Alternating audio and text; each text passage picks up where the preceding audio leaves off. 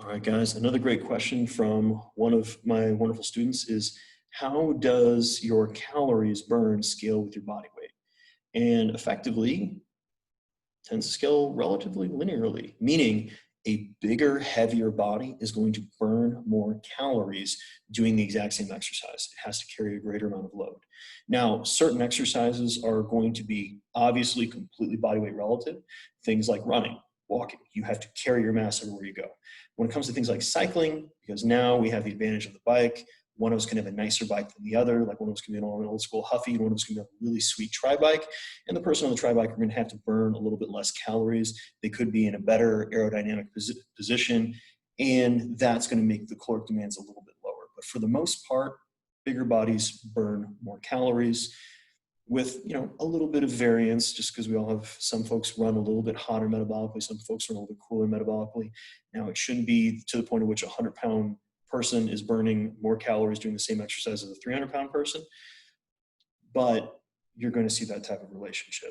Now, why we care about that is because of, once again, with weight gain and weight loss. As you're losing weight, you're literally spending less calories to do the exact same amount of exercise.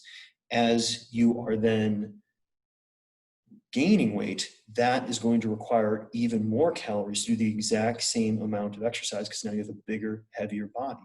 And this means over long periods of time, if you want to keep losing the weight or you want to keep gaining the weight, well, if you want to keep losing the weight, you've got to be doing more exercise, and you possibly, or you can increase your intensity, something where you're going to increase the caloric burn because you're literally more efficient.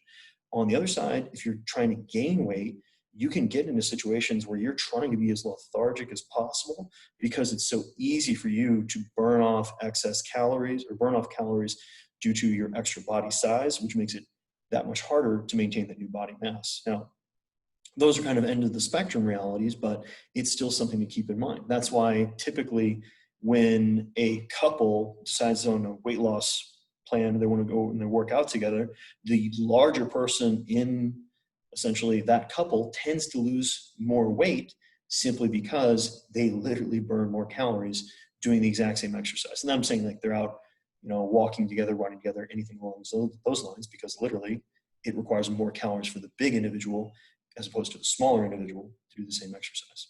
So thanks for listening, guys. Have a great day.